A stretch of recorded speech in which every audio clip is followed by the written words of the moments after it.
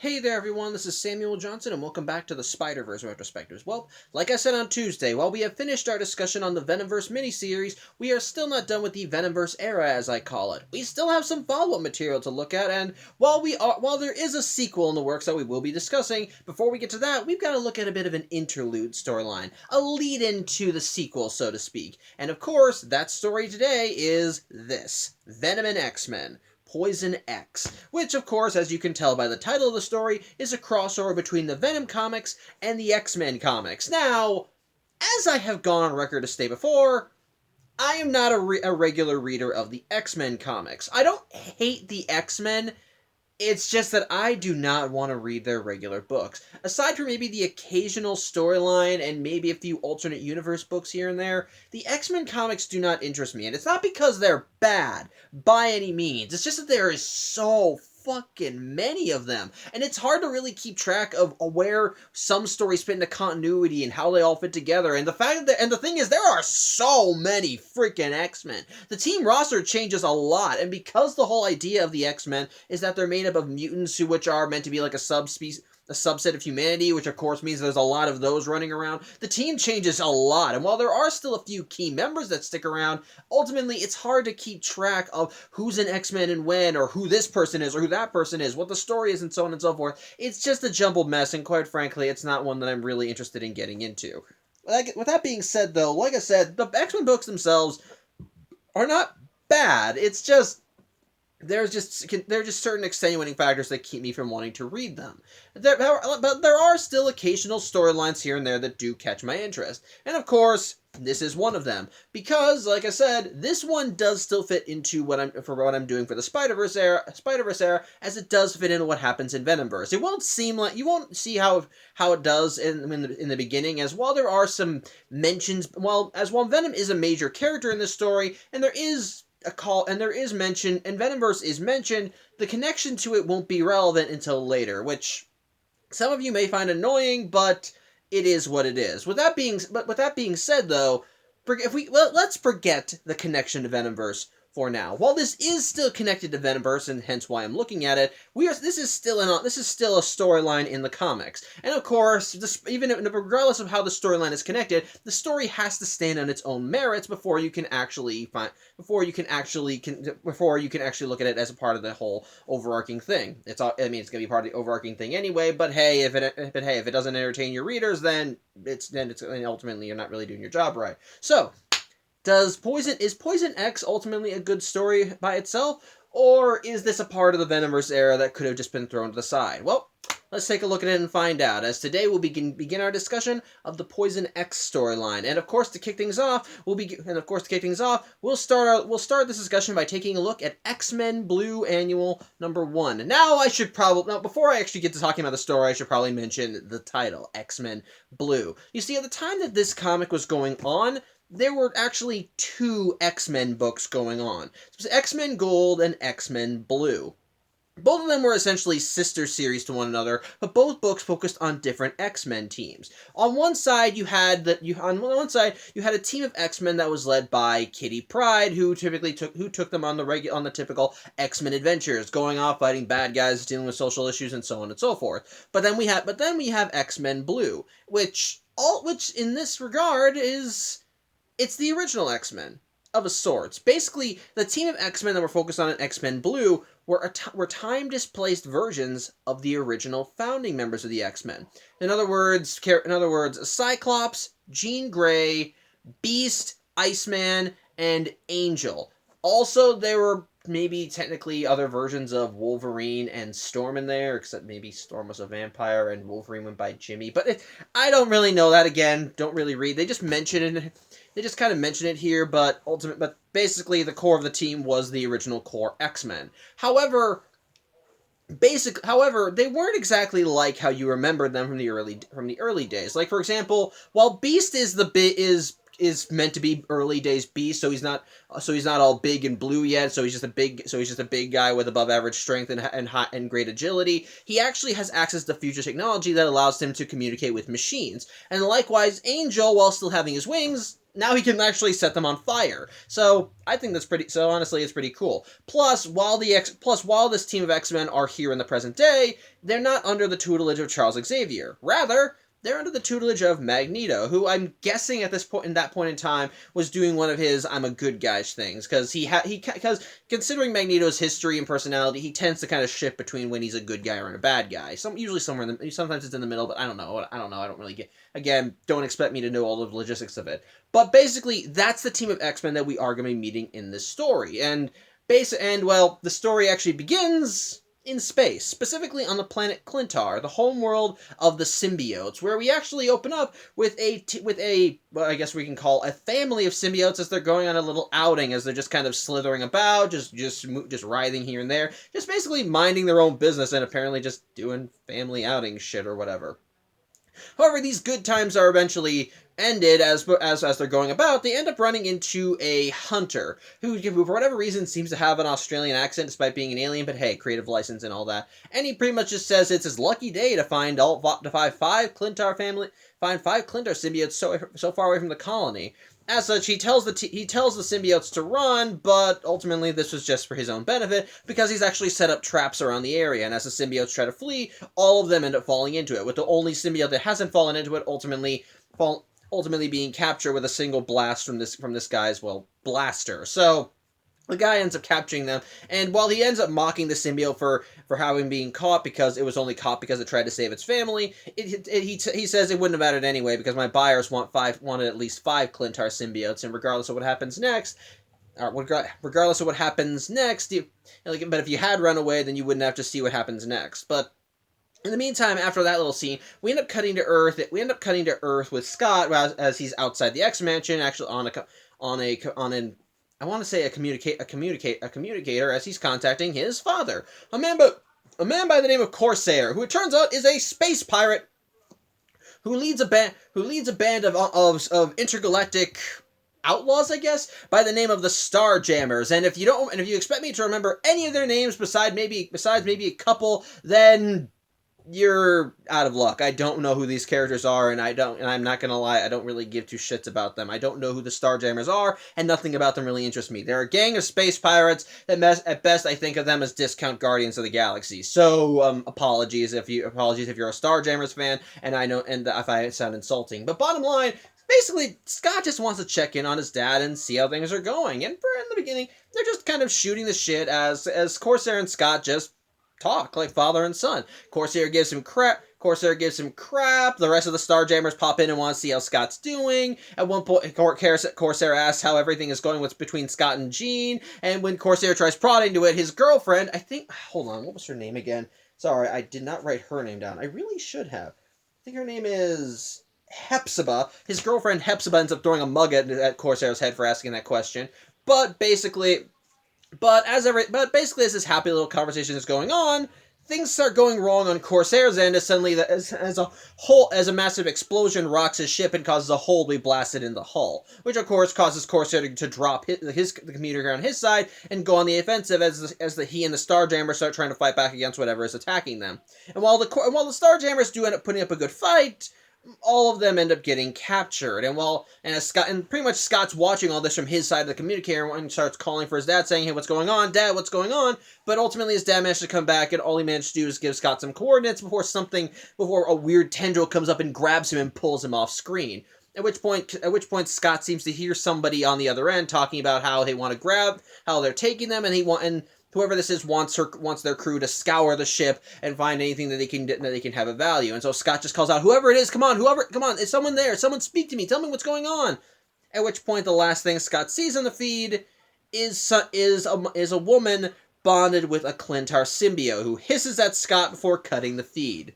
At which point, Cyclops freaks the hell out, but thankfully he doesn't manage to freak out long before Jean comes up and starts comforting him. Thankfully, thanks to Jean's own psychic power, she was able to see exactly what Scott saw, so she knows exactly what's going on and that something happened on the other end that involved his father. Of course, since this is Scott's father, he wants to immediately help them, and Jean, she's all for helping them, but she also thinks that they may need a little help, because after all, whoever captured Corsair and the Starjammers, they were wearing Clintar symbiotes, and sadly, if they want to deal with symbiotes, they might need a bit of they might need help from an insider, so to speak. And Jean sadly knows who that insider is, though even she admits that it's probably not going to be easy to get his help. As such, Jean ends up calling the X-Men as they go in to get this person's help, and we see that that person is Venom, who we immediately pop back in on as he's dealing with his own shit in New York as he goes in to interrupt a weapons deal. And sure enough, him being Venom, he just jumps in and starts kicking everybody's ass. And what I find amusing is that at first they think he's Spider-Man, but Venom immediately shoots that down as he just begins knocking everybody around like rag dolls. Unfortunately, one of the arms dealers manages to grab a flamethrower and almost turns it on him, but thanks to a concussive blast from Cyclops, he's knocked down for the count, and Venom soon realizes that the X-Men are here.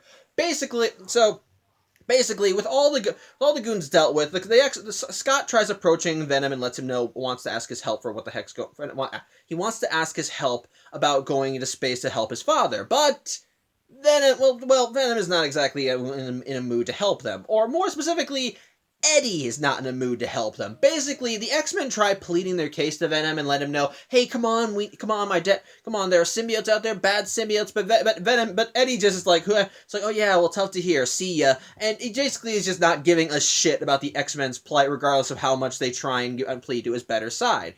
But the thing is, the symbiote actually does want to listen, especially when the X-Men mention that symbiotes are involved and were part of what led to the capture of the Starjammers. And so while Eddie keeps trying to write the X-Men off and say, I don't give a shit what you guys are doing, I have my own things to deal with, the symbiote keeps trying to urge Eddie to listen and tries to get him to at least get him the time of day. But Eddie is being stubborn, so he doesn't even consider any of what the symbiote is asking him. As such, when the X-Men realize that Venom is not going to be budging an inch, basically Jean tells Scott, Jean just says, okay, it's like, okay, you want to go back to plan A? And Scott says, look, it was worth a try, but yeah, let's go back to plan A. And sure enough, the X-Men go on the offensive and attack Venom. Of course, Venom being Venom, he's not easily to take down, as the X-Men all try their best to fight against him, but despite their powers and superior numbers, Venom just starts knocking them all aside. He manages to break through Iceman's ice blast. He manages to knock Angel out of the sky by throwing a car door at him. He even starts throwing Beast around like a rag doll. In the meantime, as this is going on, Jean tries using her psychic powers to put Venom to sleep, but, well, since Venom is two beings, she has to deal with two brains there that she has to knock out, so it's not really an easy feat. However, thankfully, the X-Men get a bit of assistance from the symbiote, who, realizing that Eddie is not going to listen to these guys no matter what it says, it actually it ends up just forcefully putting Eddie to sleep and causing him to not, and just kind of cause him to fall to the ground face first.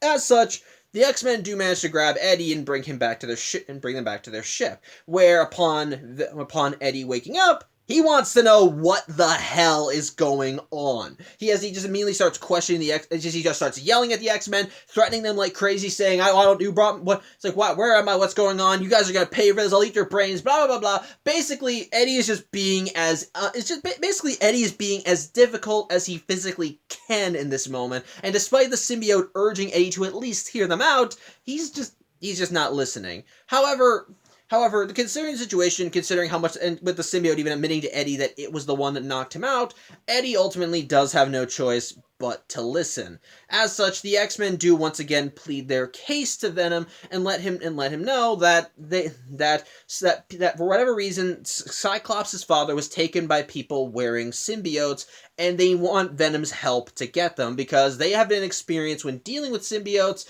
so they believe that his knowledge of the species is what will be able to help them. And basically, Venom lets them know that ultimately the symbiotes aren't going to be the problem. It's whoever's wearing them that's going to be an issue.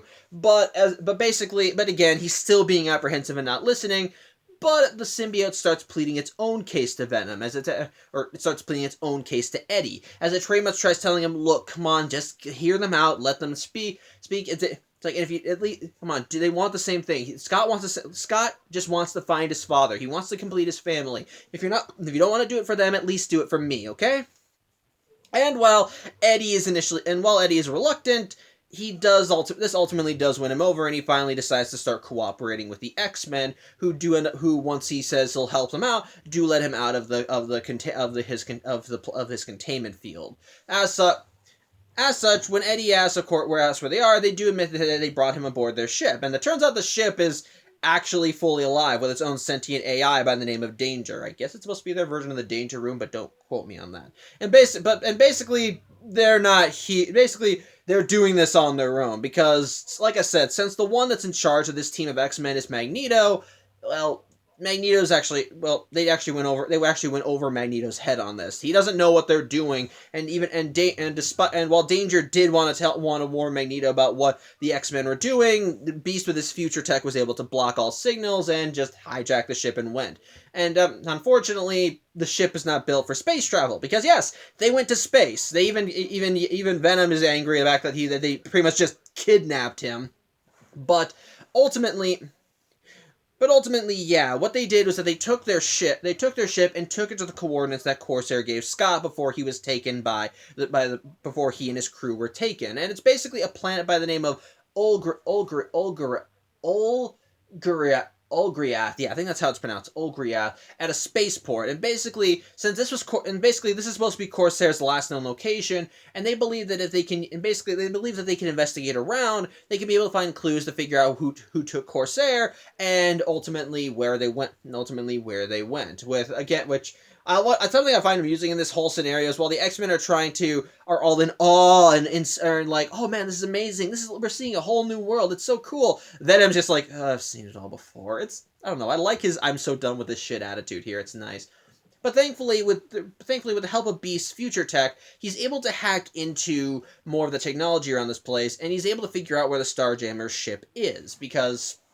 And basically using that, they're ultimately able to track it down. Though on their way there, Venom knows that this weird little green guy is watching him, is just kind of staring at him, and Venom being Venom, he just yells at the guy, and the guy seemingly flees. Though later on, when the X-Men and Venom do arrive at the Starjammer's ship, he's nearby watching them, so it's clear this guy is up to something. But either way, the X-Men, the heroes end up going onto the Starjammer ship, and the place is just totally trash. There is not a single sign of life there at all. And when Jean tries using her psychic scan to start looking for bodies, well, they can't find anything. And while Venom, being a douchebag, says that they might just be dead on there, it turns out there is thankfully one surviving member of the Starjammers. This bug thing by the name of, hold on one second. It's called Sikorsky, a robotic bug thing that manages to fly out of the ventilation, though it's clearly a little damaged. It claims that it managed to get away from the pursuers by flying in, and that basically whoever broke in here just assumed that Sikorsky was destroyed, so they didn't pursue him. But Sikorsky does reveal that yeah, five individuals did break onto the Starjammer's ship and kidnap the Starjammers, most likely because since the Starjammers are space pirates, they have bounties out on them, and whoever these people are wanted to cash in on those bounties. So they're running around. And so basically, Sikorsky lets them know that while they are still alive, they need to find them quickly because whoever has them is probably going to want to sell them off. And basically, Sikorsky doesn't. And of course, going back to when Sikorsky mentioned who the five pursuers were, he mentioned that they were wearing symbiotes and that they were using them like weapons. And this further pushes the Venom Eddie and the symbiote to action because, well, this story does take place shortly after the events of Venomverse, and when they're hearing about the whole symbiotes are being used as weapons thing, it brings their memories back to Venomverse with the poisons, and how the poisons would literally consume symbiotes and their hosts in order to make themselves stronger and just use them up and just continue using them up. And as a result, Venom realizes he's going to be stuck with the X-Men for a while because whoever these bad guys are, he now has reason to want to hunt them down, so he realizes he's kind of stuck with the X-Men. But on that subject, who are these baddies that kidnap Corsair and the Starjammers? Well, let's find out, because during this whole event, we did cut back to Corsair and the Starjammers as they were being held captive. As when Corsair wakes up, Hepzibah, he ends up seeing the Starjammers all shackled down, himself included, though Hepzibah does run up to him to check on him. Basically, they have no idea who the heck's captured them. Corsair doesn't really want to stick around and find out, and he thankfully does have a way of escape for this. As it turns out, a few months prior, he had a chip implanted into his lip that when activated, would basically become a little autonomous droid that he could use to essentially well, Jimmy whatever shackles he had, so then open them up. And so, realizing that worse has come to worse, he ends up biting into his lip and spitting the little drone out, and it comes to life and starts opening up his shackles so he can get free. However, before Corsair, the little droid, can free the rest of the Starjammers, their captors end up coming in and basically capture Corsair and crush the bug. Yeah, it turns out they were listening in, and well, they're not gonna let their prey get away. As such, Corsair wants to know who the hell these people are and why they have them, and well, we soon get the name of our villain for this story. This is the leader of this group is an alien bounty hunter by the name of Killer Thrill, and believe it or not, this is not her first appearance in the Marvel Universe.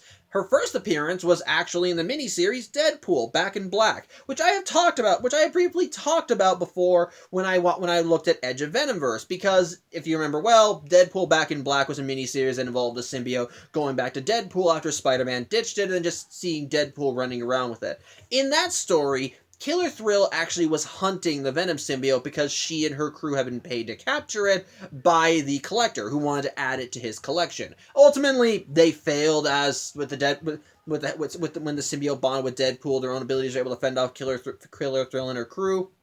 And so they were able to fend her off, and so Killer Thrill gave one of her own men to the Collector as essentially a backup prize, so to speak. But the point is, Killer Thrill has actually had experience with symbiotes before, and well, she's kind of a nutball, as she basically has psychic powers, actually kind of like Jean Grey. But whereas Jean's powers allow her to access everybody's mind, Killer Thrills operate on adrenaline, and the more excited she gets, the more powerful she gets. And the thing is with her, she's a sadist, and she very much gets off on hurting people. So whenever she has the chance to hurt someone, she takes it. And well, since her own powers are augmented by her own excitement, the more she hurts someone, the more powerful she gets. So, yeah. And yeah, it's like I said, the basically Killer Thrill and her crew are here to cash in on the Starjammer's reward, and since Killer Thrill gets off on hurting people, she's more than willing to put the Starjammers through hell before they gotta turn them over to someone. So, yeah, things aren't looking too good for them. In the meantime, back with the X-Men, after they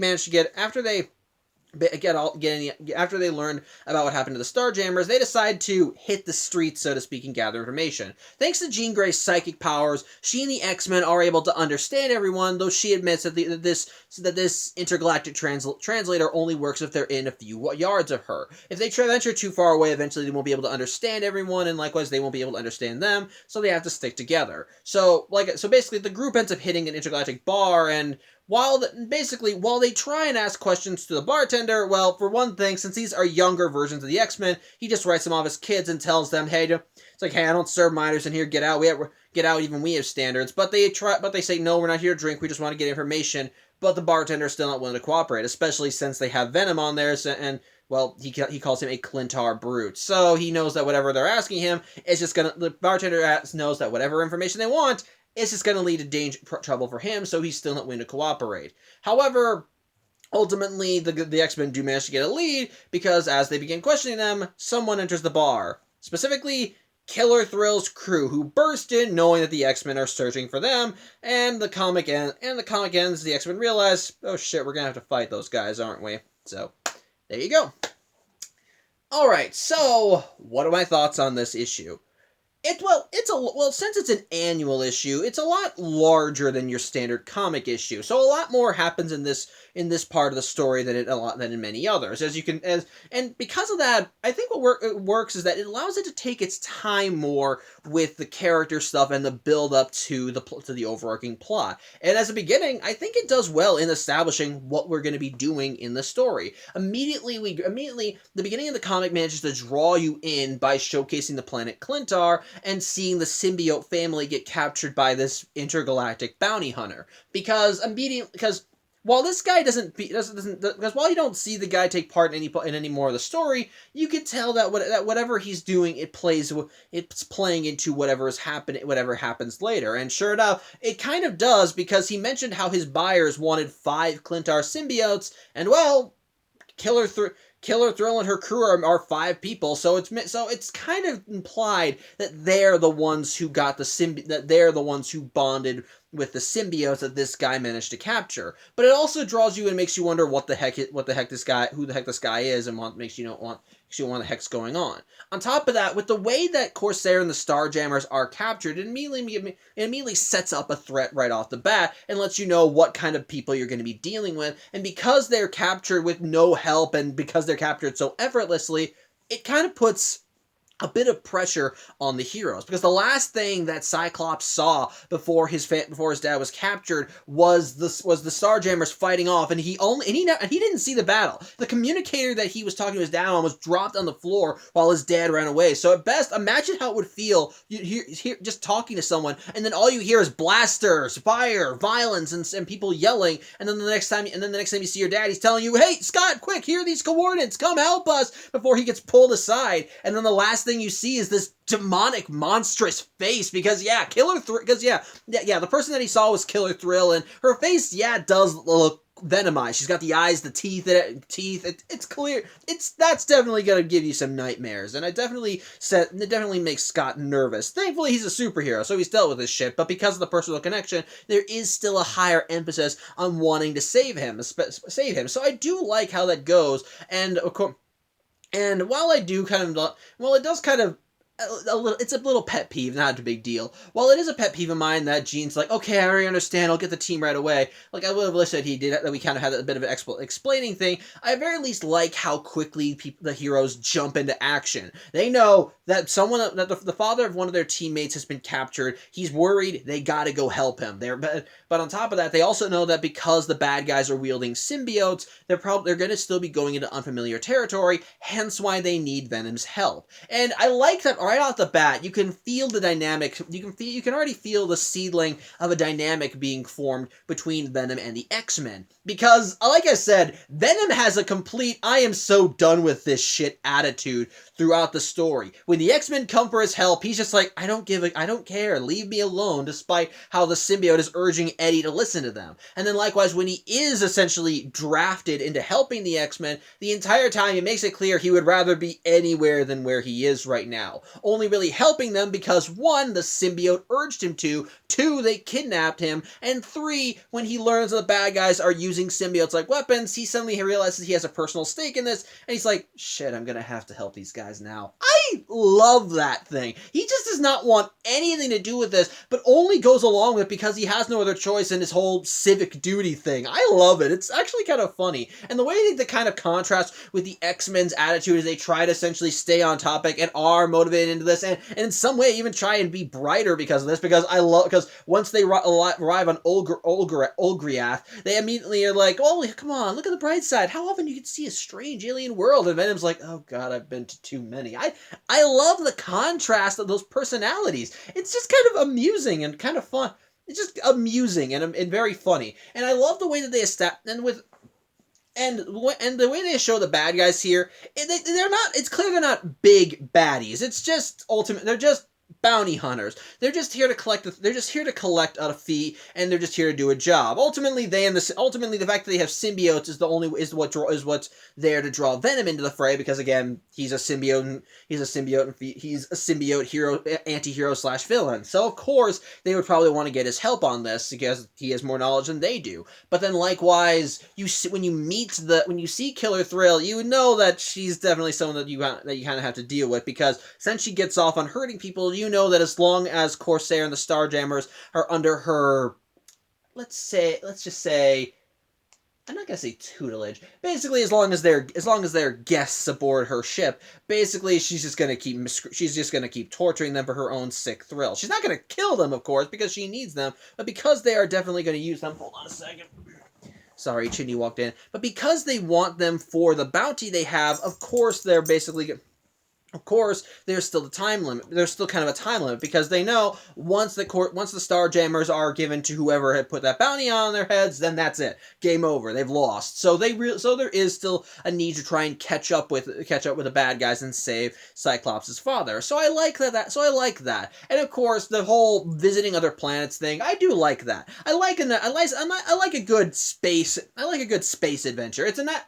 When you have a space adventure, it gives you an excuse to see exotic exotic locations and interesting things. See different people, different places, different environments, different races. I like how they do that. And just from the beginning, when you see the X-Men ship arrive on Ogriath, and the X-Men go out and we end up on this kind of janky spaceport and start trying to figure out where the Starjammers went. It's good. I think it's a good way of drawing you into the story. And of course, then we still got some good action. Again, X-Men are still good team that work off each other. It definitely is a good. It has some nice character drive with Scott and his connection to his father. And I think the ending with the symbiote, and the ending when the X-Men and Venom are confronted by Killer Thrill. There, I said her name. By Killer Thrill's team as they confront them at the bar, which God knows how they even knew. Well, actually, there is a way that they knew, but we'll figure that out later. I love it. I do think that's a nice way of keeping things going. It's a nice little space adventure. It sets the stakes. The beginning of the story sets the stakes rather well. Establishes a good team dynamic that makes you want to know what's going on. Helps to showcase who the villains are, and definitely kind of set them up enough to make you realize how big a threat they are, especially with this personal connection. And overall, I think this is honestly a good beginning to the story. I think it grabs your attention, keeps it going, establishes some great character dynamics, and keeps the flow moving at a brisk pace. It does not feel rushed, actually, and sets up some good character motivations and dynamics with the X-Men and Venom and how they work off each other. And overall, I think it's a pretty good start. Definitely interesting, definitely fun.